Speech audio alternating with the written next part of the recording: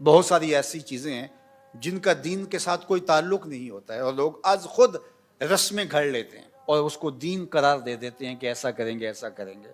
بالخصوص ضعف الاعتقادی کا جو مرض ہے، خیر مردوں میں بھی بہت سارا ہے لیکن عورتوں میں بنسبت مردوں کے کچھ زیادہ ہے، اور ان کے ہاں بہت ساری ایسی رسمیں ہیں اور ایسی چیزیں ہیں کہ جن کا دین سے شریعت سے کوئی تعلق نہیں ہے. ہم چھوٹے ہوتے تھے تو وہ ایک 10 بیویوں کی کہانی پڑھی جاتی تھی، شاید اب بھی ہو. تو اس میں یہ ہوتا تھا کہ اس میں خواتین شامل ہوں گی، کوئی مرد شامل نہیں ہوگا، اور اس کے اندر جو شیرینی رکھی جاتی تھی تو وہ مؤنث رکھی جاتی تھی، یعنی برفی رکھی جائے، جلیبی رکھی جائے، رس گلہ نہیں رکھا جائے گا، یہ مذکر ہے. تو یہ کہاں سے ہے؟ وہ کنڈوں کا ایک ختم ہوتا تھا تو اس کے اندر وہ سورج چڑھنے سے پہلے ہی ہوتا تھا کہ سورج چڑھ گیا تو پتہ نہیں کیا ہوگا. تو یہ کیا تھا؟ اس طرح بہت ساری شادی بیاہ کی رسمیں ہیں، ہماری مرگ کی رسمیں ہیں، لوگوں نے بنائی ہوئی ہیں بہت ساری، جس کا کوئی تعلق شریعت سے نہیں ہے. ایصال ثواب تو شرعاً جائز ہے، لیکن جو پھر لوگوں نے از خود اپنے طور پہ کچھ شرطیں لگا رکھی ہیں تو یہ کہاں ہیں؟ تو لوگ بعض اوقات ان کی اتنی سختی سے پابندی کرتے ہیں کہ اس میں تھوڑا سا بھی فرق پڑ گیا تو پتہ نہیں قبولیت میں مسئلہ ہو جائے گا. تو یہ شروع سے چلا آ رہا ہے، انسانی فطرت کے اندر ضعف موجود ہے، اور اس ضعف الاعتقادی کی وجہ سے شیطان داخل ہوتا ہے اور غلط عقائد بھی پنپتے ہیں، تو ضعف کی وجہ سے پنپتے ہیں. اس طرح آپ اپنی زندگی میں دائیں بائیں دیکھیں، اور میں نے دیکھا ہے کہ مسجدوں سے، ممبروں سے ہمارے خطیب اور مولوی حضرات ضعف اعتقادی پھیلاتے ہیں، پیر اور تنظیمیں پھیلاتی ہیں ضعف الاعتقادی. ان کی وجہ سے معاشرے کے اندر ضعف اعتقاد کا پھیلتا ہے.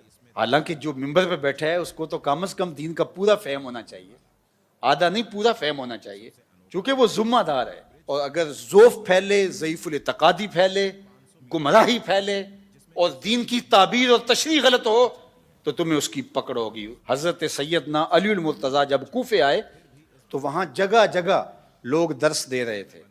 تو آپ نے لوگوں سے پوچھا قرآن کے ناسخ و منسوخ کو جانتے ہو؟ انہوں نے کہا نہیں. کہا پیچھے ہٹ جو، تمہیں کوئی حق نہیں ہے. صرف حضرت حسن بصری کو اجازت دی کہ تم درس دے سکتے ہو، حالانکہ وہ تابعین کا دور تھا. آپ نے اٹھا دیا ان کو.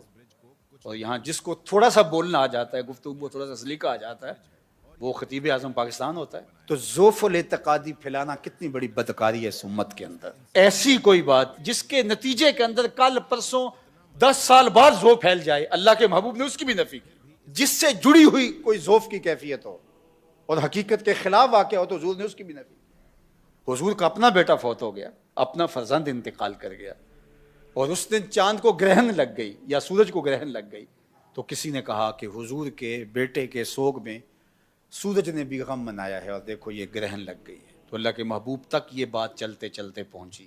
ہمارے لیے تو کوئی جھوٹی خواب گھڑ لے، جھوٹی کرامت گھڑ لے، ہمیں پتہ بھی ہوتا ہے کہ میں اس کے لائق تک نہیں ہوں، اور ہم چپ ہوتے ہیں کہ چلو کوئی نہیں، دروغ بر گردن راوی.